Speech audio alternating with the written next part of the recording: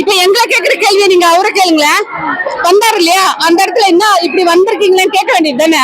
நிஜமாவே தாய்மார்கள் இன்னைக்கு அவங்களுக்கு இருக்கிற அந்த கடன் கஷ்டம் எல்லாத்துக்கும் ஒரு வழி சொல்லியிருக்காரு அண்ணா. நிஜமாவே இனிமே தமிழ்நாட்டுல ஏழை தாய்மார்களே கிடையாது, எல்லாமே இனிமே பணக்கார தாய்மார்கள் தான். இனிமே ஏழை பணக்காரன் அதுக்கான ஆப்ஷனே அங்க கிடையாது.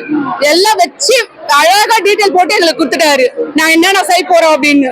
விஜய் பேசி முடிக்கிறதுக்குள்ள அதெல்லாம் விஜய் பண்ண சாத்தியமே இல்ல அப்படின்னு ஒரு நெகட்டிவ் கமெண்ட்ஸ் வராது. ஆமா, எங்கதாங்க இல்ல நெகட்டிவ் கமெண்ட்ஸ். யாரு வந்தாலும் வரலனாலும் இருந்துட்டு தான் இருக்கு அந்த கமெண்ட்ஸ். அதெல்லாம் தூக்கி போட்டு அவர் வேலையை அவர் பார்த்துட்டு இருக்காரு.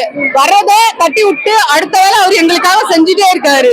இதுக்கு எதுக்கு கமெண்ட்ஸ் எல்லாம்? நாங்க சந்தோஷமா இருக்க அவர் வர்றது குறிச்சு.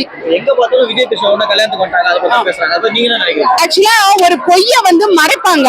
ஐயோ நம்ம திருட்டுத்தனமா இவங்க கூட சுத்துறோம் அவங்க கூட சுத்துறோம்னா மறைச்சு முகத்தை மறைச்சுதான் சுத்துவாங்க. யாரும் ஓப்பனா சுத்த வேண்டிய அவசியம் இல்லையே.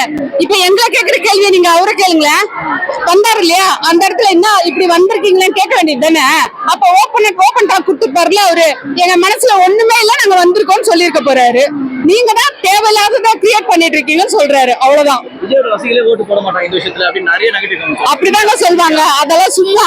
ஏன்னா நீங்க பாருங்க, கண்டிப்பா 26ல அண்ணா தான் மேல நின்னு எங்களுக்கு கை காட்ட போறாரு.